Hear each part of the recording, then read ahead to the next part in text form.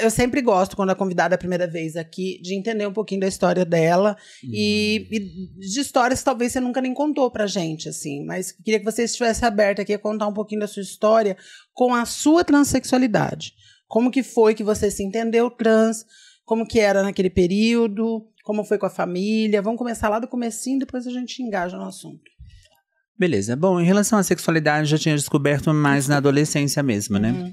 Com 13 para 14 anos, já no colégio. E eu me lembro que uma professora de educação artística, a qual eu falei com ela sobre a situação toda, e ela me disse, olha, se proteja, tome cuidado e não diga para as pessoas.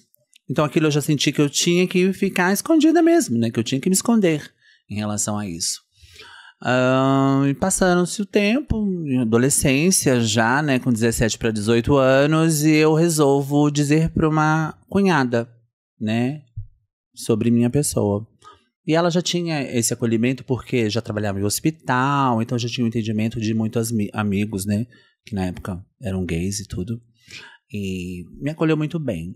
E aí ela me encorajou a dizer para a família, na verdade, né. E aí que quando chega é uma paulada só. E foi na época muito doido tudo acontecer, né? De porque assumir. Sua família não aceitou de cara? Na verdade, de cara eu acho que foi muito mais difícil mesmo, né, Paula, em relação a tudo. Mas a pessoa que era mais importante pra mim da aceitação era a minha mãe. E incrível que pareça, foi um baque, sim, acho que pra todo mundo, né? Pra toda a família E não foi diferente da minha. Eu me lembro que minha mãe ficou um período sem falar comigo, e eu pedia a benção, ela não respondia, eu puxava o assunto, até que um dia ela meio que, acho que deu uma estourada, né, segurando aquilo também, e aí ela falou algumas coisas que não foram interessantes de ouvir, e eu decidi que eu ia embora. Mas ela disse ela teve uma fala do seguinte, eu não estou te mandando embora, eu só quero tentar entender o que tá acontecendo, mas eu não tô te mandando embora. Mas eu quis sair, porque eu também tive já estava passando situações com o irmão, que já é falecido, tudo. E aquilo pra mim tava me incomodando de todas as formas, né? Eu tava me descobrindo. Eu tava tentando me aceitar também, né? E aí eu saí de casa com 18 para 19 anos. Meu Deus. E aí, aquela coisa doida, né? Pra onde eu vou e o que eu faço?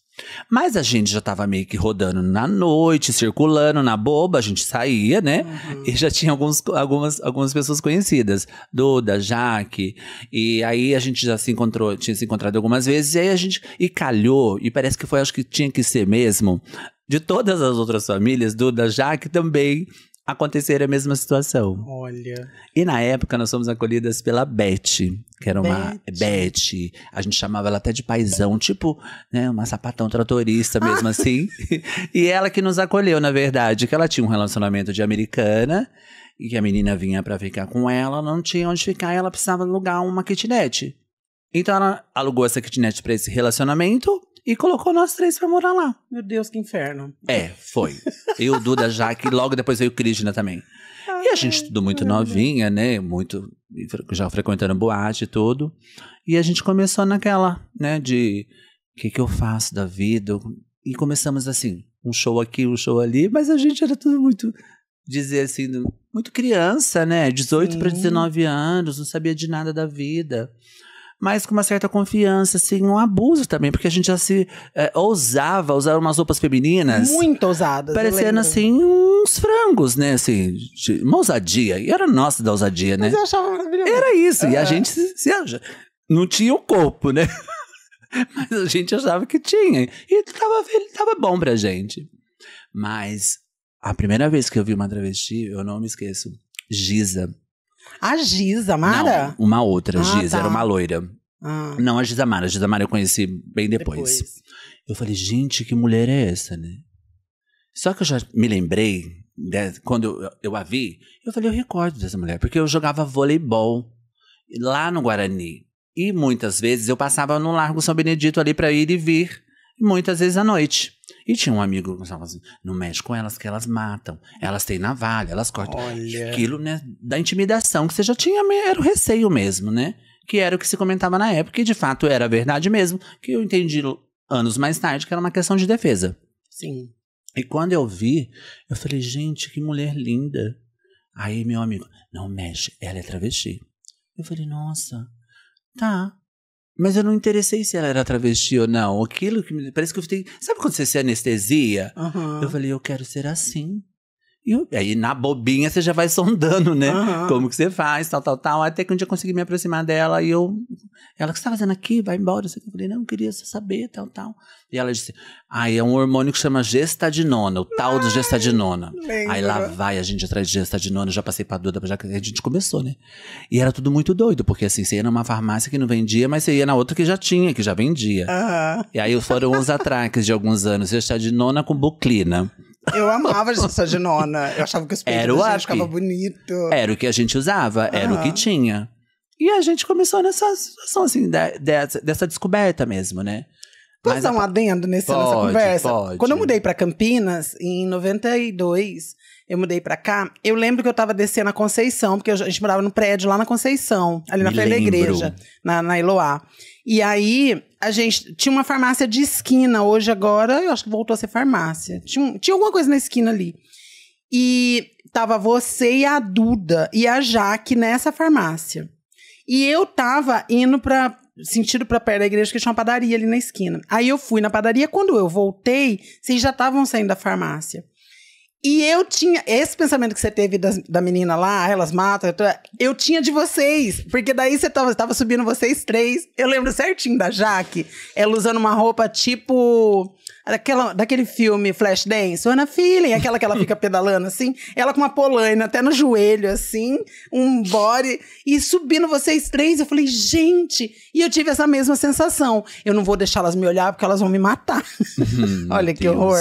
Pra você ver, né, como são as coisas. Sim, é que a gente, na verdade, era do não conhecimento, né? Lógico, tá? Ignorância, e preconceito. Aí, a gente não sabia, na verdade. E aí, quando a gente foi se descobrindo, né?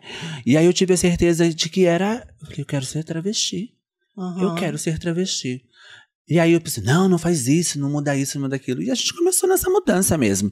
E aí foi dessa aceitação mesmo, do quando veio, de você poder... uma coisa muito bem pensada, mas eu acho que pra época, não era uma coisa que a gente fala assim, eu vou querer ser isso hoje, amanhã eu quero ser outra coisa. Quando eu tomei essa decisão, foi de pronto mesmo, né? Foi de pronto, porque assim, eu era muito tralalá, pintosa demais. Ia pra boate, só tinha as gays. Eu não ficava contra gay, porque as gays não queriam saber de outra gay tralalá. Não quer. E aí você ficava muito naquela, ai meu Deus do céu, nem comecei, já não tem ninguém. E aí você fica naquilo. Aí quando você começa a se transformar, e você tá achando que você tá feminina, e você arruma um namoradinho e fala assim, pronto, é travesti que eu quero ser. É travesti que eu quero ser. Eu acho que é de dentro da gente mesmo, né, essa concepção, essa sim. construção. E aí foi crescendo isso. Eu falei, nossa, já arrumei até um namoradinho, então eu tô no caminho certo. Oh, meu Deus, mas porque a gente trava uma dura guerra, na verdade, né? Sim. A partir desse momento, então. Sim. Eu sempre digo pros meus amigos, eu me relaciono muito bem com travestis transexuais, mas a maioria dos meus amigos são gays. Então eu sempre digo pros meus amigos, a aceitação de vocês é diferente da nossa aceitação. Total. Principalmente na nossa época. Não, principalmente porque na nossa época nós servíamos os quê? Ou você era cabeleireira, maquiadora, veladamente ou costureira. E ainda assim, naquela época, pra você ser cabeleireira, você tinha que ser passável pra estar nos moldes do salão de beleza. Sim, ou ter seu próprio salãozinho na sua casa, que era do bairro mesmo, que o povo ia lá e atendia com você e ponto. Né? Do mais era prostituição mesmo. Não tinha que fazer. E apesar de ainda existir isso hoje, existia uma coisa naquela época que era assim, por exemplo, tinha, além de você sofrer o preconceito com os gays, que não queriam a gente por perto. Exatamente. As travestis, que já tinham passado por cirurgias, próteses e silicone, também não queria a gente por perto. Então, a gente, a trans que tava no Jacaré-Baleia, ela não conseguia nada, coitada. Não. E aí os boys que ficavam com a gente ficava com medo que eles podiam trocar a gente pelas que tinha tudo, prótese, não sei o quê. E era um inferno, que vida triste. Era. E foi daquela construção toda, você fala, meu Deus do céu. Porque aí quando você pensa só na parte do glamour, e quando começam as partes ruins, né, a duras penas, e o que você percebe o quanto a discriminação existe, é tudo isso que acontece mesmo. E é isso. Aí chega uma hora que você fala assim, ponto, era isso que você queria? Então agora arque com as consequências. Arque com as consequências, porque foi uma decisão muito bem tomada para não ter que retroceder.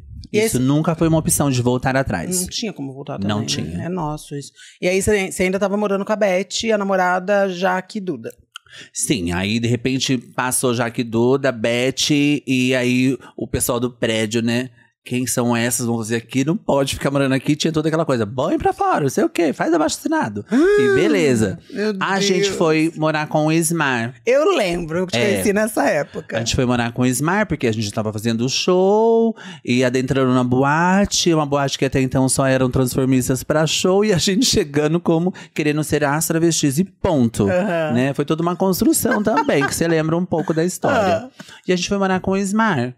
E dessa maneira de morar com o Ismar era o que a gente tinha mesmo, né? Pra ir morar, de ser protegida também. Não por ele, mas estarmos protegidas com nós mesmas. Tem um lugar pra dormir. Tem um lugar pra dormir, pra você comer, pra você se acolher, né? Pra você se recolher. E as coisas foram acontecendo. Na verdade, a opção foi, vamos trabalhar na noite, porque não tinha o que fazer. Foi quando a gente conhece as bonitas da época, que eram as mais fortes, porque anteriores a elas já estavam todas indo embora, que era Chica da Silva, Sônia Juruna, né? Já estavam indo embora. Já estavam indo embora. Aí tava entrando Sueli de Scala de Diane. É. Que a gente conheceu e a gente era conhecida como as Pottergeisters, né? Que chamavam a gente, porque a gente não tinha uma definição. É verdade, eu te digo, porque era muito disso. Duda, Jaque, não me ouçam. Mas eu não tô mentindo. Elas são maravilhosas, elas vão lembrar isso com nostalgia. E aí depois logo que a Cristina se aproxima. E aí quando a gente começa essa transformação mesmo, e era isso, a gente meio que se protegia, né? Porque eu quero, você quer, ela quer, eu também quer, então a gente vai brigar por isso. É por esse espaço mesmo. E o mais foda disso tudo era você ter que brigar dentro de um espaço que naturalmente era pra você ter uma aceitação. E não era assim. E não era assim, infelizmente não era assim. Mas a gente conseguiu a duras penas, né? Dizer assim, a gente veio pra ficar e ponto. E aí quando a gente fez essa construção pra dentro da boate mesmo, que abrimos porta pras outras travestis também conhecerem o espaço, virem pra boate. Porque daí elas se sentiam representadas. Sim. Eis que depois, então, abre a Double e aí tudo vai, né? Aí vai. Porque foi o ápice, né? A Double foi o ápice. A Double foi. Pra vocês entenderem, gente, quem não é daqui, pra não ficar boiando, existiam duas boates concorrentes em Campinas. Sim. Era o Bubbies e a Double Face. O Bubbies iam os gays padrões, que vamos colocar orceria. Orceria, os brancos, bombadinho, aquela coisa. Era esses daí, não tinha isso na época, mas era isso. Bonita, né? Que depois, na noite, elas iam todo pra Boza. As que tinham dinheiro iam no Bubbies.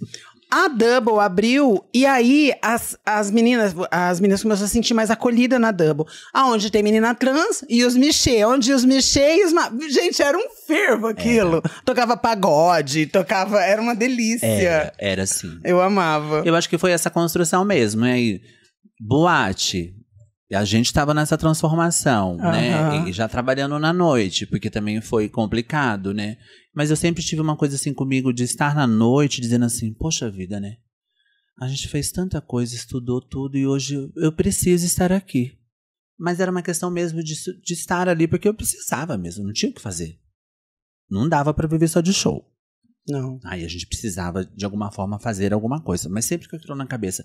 Eu preciso estar aqui, mas eu não preciso fazer disso, né? Da minha vida. E foram coisas muito ruins, assim, de todos os sentidos. Eu me lembro que hoje, assim, eu costumo dizer assim, nossa, passei tanta coisa, passamos tanta coisa, né? Com as meninas também, a gente passou tudo. Que era correr disso, correr daquilo. Em dia de jogo você não dava nem as caras. Em situações ruins. Felizmente a gente nunca dependeu de cafetina. Mas, entre aspas, indiretamente tinha alguma coisa a ver, né? Pra você poder estar naquele espaço também, né? E as construções foram essas mesmo. E a aceitação da transexualidade eu acho que foi uma construção